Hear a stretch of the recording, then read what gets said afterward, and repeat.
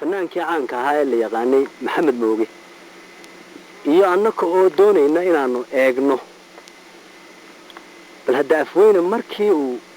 isku dayay beeraha walaalaha ah ee wadayaale Soomaaliyeed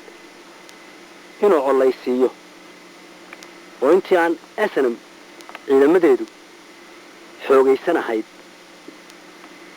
afkaaraha ugu waaweyn ee afweyn uu ku fikiray waxay ahayd sida beeraha Soomaalidu isu dili lahaayeen isaguna uu qayb weyn uga qaadan lahaa beeraha sida runtu tahay dagaalka balaayadii inta badan uu korinayay wuxuu ka bilaabay bari waxa ka bilaabay deegaanka Beledweyne magaalada la yiraahdo hayayaasha hayar ayuu ka bilaabay dhulka lagu dagaalamay waxa kamid ahaa hayar oo ciidankii qarashii fadhiyay ku soo duulay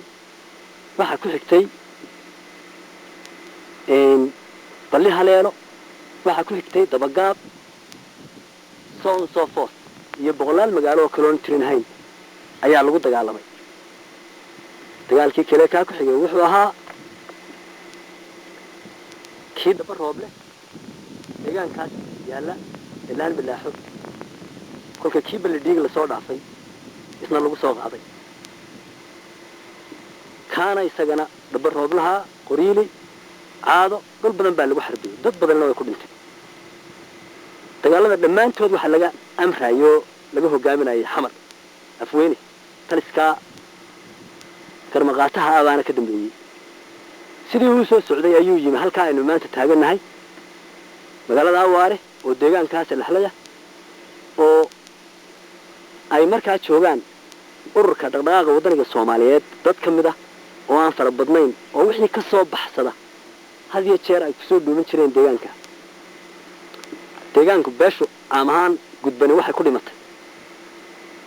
afweyne markii uu hantiyey dadkii gacantiisa ku jiray dadka uu taag waayay ninka mucaaradkiina uga soo galo markii uu qabiilada abuuray uu dadka laba qabiilo ka kala dhigayna qabiiladii uu waqooyiga geyn lahaa ay u suuro geli weyday inuu halkii uu hantiyey isugu keeno arqalada ugu weyn waxay noqotay deegaanka halkaa yaal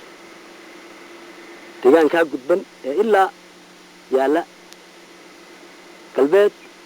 iyo hayayaasha aan soo sheegay ayaa dhibaato weyn noqotay asnamna way ka soo dhex gashay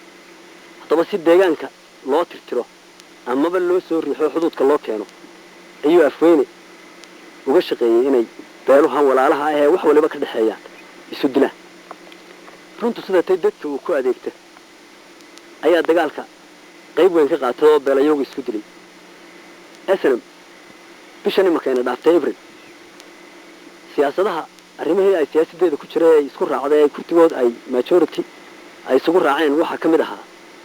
nabadeynta beelaha taasoo inda contrary ka soo horjeeda afweyne markii isagoo online-ta beelaha uu ka shaqeeyay beelihii marka badidoodu waa nabad dagaalka haddaba beeshan wuxuu ka bilaabmay fanaankii caanka ah ee maxamed mooga liibaan iyo 7 nin uu ku jiro iyo inan mujaahidada 8 qof baa galab halkaa ka baxay magaalada imika aynu joogno una baxay dhagax buur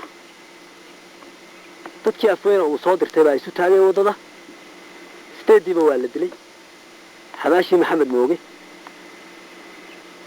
ayaa nimanka ku socdaa oo kamarada la doonaya oo ku taala gurcan la yiraahdo weerane